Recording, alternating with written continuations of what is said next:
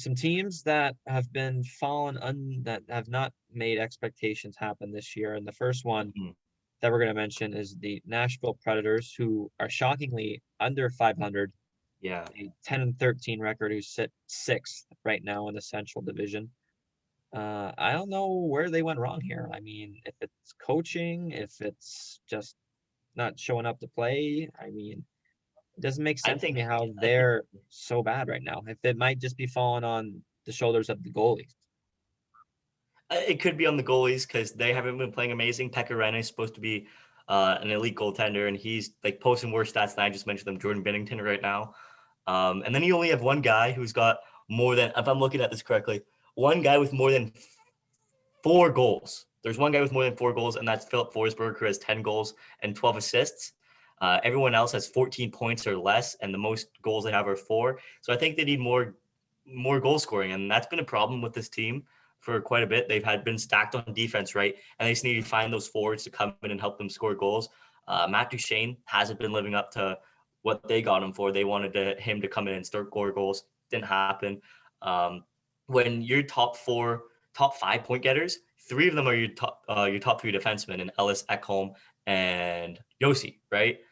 You need more from your offensive weapons, and they kind of have those guys like Holla. They have Cousins, Fabro, who hasn't been living up to expectations in Granlund. So I don't know. I've been thinking about this for a couple years, is that they need a better forward, and it's only a matter of them trading, I think, one of those top 3 defenseman guys that I've been talking about. And I see them trading maybe Ryan Ellis and getting a good forward in return. Yeah. I love my Fields Ontario's on Ryan Ellis. Thank you very much. Matthias Ekholm has been in the trade talks for the last Yeah. week or so, and same with Michael Granlund. Both of those two have been on the hot commodities. As Michael Granlund's making, well, he's making more than Cam Newton, but he's not making much Yeah. money. But yeah, Ryan Johansson, he hasn't played much. He's been hurt most. He's only played 15 games, so he's only got 1 goal. Yeah. Duchene, he's played all the games. He's got 3. So the two big boys essentially, besides Forsberg, because Forsberg's have almost averaging a point per game. But Exactly. Duchene and Johansson are 4 goals, right? And they're your top 2 centers. Austin Matthews has got 4 times that. Not a big deal. Okay, relax. So there's just they're big. The superstars that are supposed to be performing and are getting paid to perform just have not been.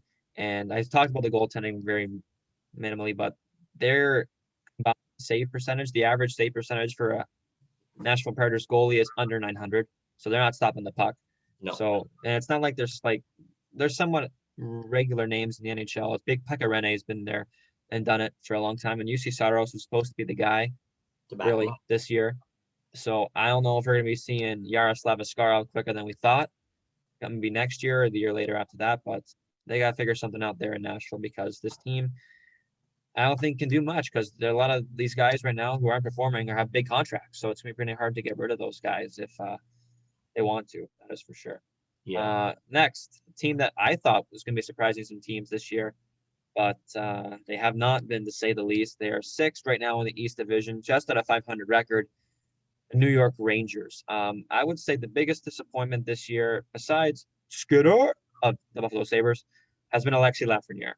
Yeah, and you're right there because their goaltending has been pretty decent. It's not like it's an issue of their goaltending. Lafreniere only has 7 points this season. Everyone expected him to come in and win Calder, and there's been 5 other guys who have been better than him who are rookies this year. So he's not even at talks right now for the Calder. The whole team as a whole haven't been playing amazing. You want Panarin to be that guy, come in and get all the goals. He only has 5 goals right now. Your leading goal scorer is Chris Kreider, the freaking dirtiest player of all time. I swear to God. Oh my God, he ran Carey Sorry. Price and I hate his guts. Exactly. Every time I hear Chris Kreider, it just I see him running into Carey Price in the playoffs, and then the Montreal Canadiens lose and don't go to the Stanley Cup final. But that's for another day. The whole team, Mika Zibanejad, he hasn't been playing good. He was on is he still on his goal drought? I don't know if he is, because he was on like absolutely pathetic. Yeah. I missed my fantasy hockey draft, the start of it, and auto picked the first 3. And Mika Zibanejad was the 4th overall pick to yours truly. Did you? It's been a very, and then the next 2 picks were goalies. Yikes. And one of them is Igor Shesterkin. So he's not awful. But he doesn't play every day. And the other one was Connor Hellebuck. So Okay. he's panned out very well. But yeah, the 4th overall pick in my fantasy hockey draft, thanks to the auto pick, was Mika Zibanejad. Like 40 goals last year, and he only has 8 points right now. Yeah, it's worked Tell out him great, Malcolm. Yeah, it's been awesome. 4th overall pick, it's been fantastic. it's Worth every been penny. amazing, huh? Like you should have not auto drafted that. Absolute dog water, Mika Zibanejad. Cat water at this point, bro. But Artemia Panera, he's kind of been caught in the political side of things these last couple of weeks. Yeah. So he hasn't been playing very much hockey, and he's the leading point getter still in New York. So they have a good young core too on the defensive side of things, minus Tony DeAngelo, because we all know that situation, and now trying to fight a coach. So I don't know. I think they're only about 6 points out of a playoff spot, but in the division that has the Caps, Isles, Flyers, Pens, and Bruins, I think it's That's tough. it's very, very, very tough to try to get any traction in Yeah. that division. Next team, they've been kind of turning it on these last couple of weeks because of what recent coaching and GM changes have been made there. That has been the Pittsburgh Penguins. They had a rough start to the season, not going to lie. They were kind of hovering 500 or under 500 for most of the start of the season.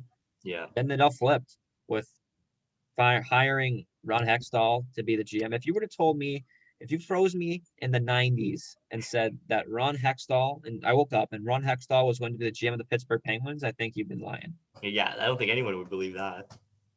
And then they hired Brian Burke to be the president of hockey operations. Not a bad hire.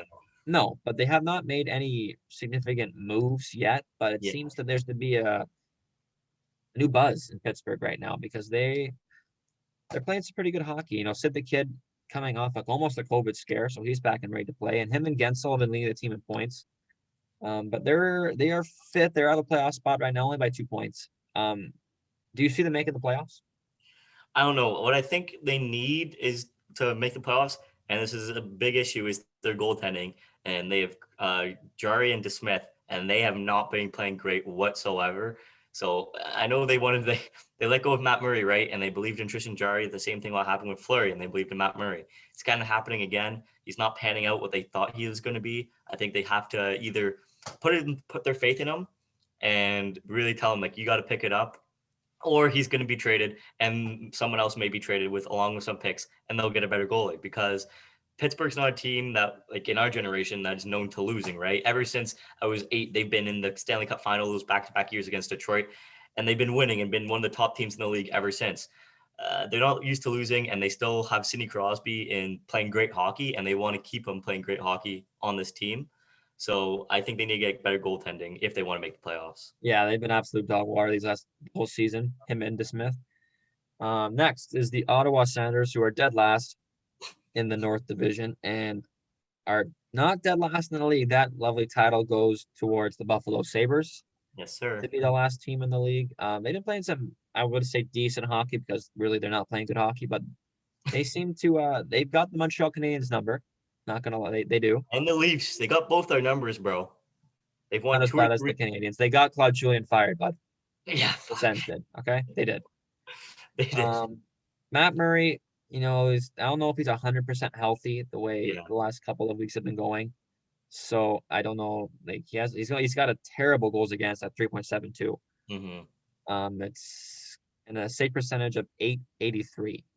So a lot of buzz about Matt Murray coming to Ottawa this year, and for the better part of it, it's not been very, very good for him.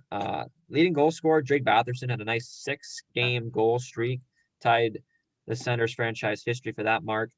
This thing is just too young right now, I think, to trying to make any hay in a very tough North Division. And with the year it's had, I think the veterans play a bigger role this year than ever because of the circumstances. So I don't think I know you had a pretty high hopes for the Sens this year. So Yeah, I'm just looking at their top 5 point scorers. All their top 5 are under the age of 25. So like you said, they're a super young team. I think give it a couple years, 2-3 years, they'll be a team that will contend for the playoffs and maybe make deep pushes. But right now, they need better goaltending. They need more veteran presence if they wanted to win now. I don't think they're in the mood to win now. I think Eugene Melnick knows that it's only time. It's rebuilding stage, and that's what it is right now. very much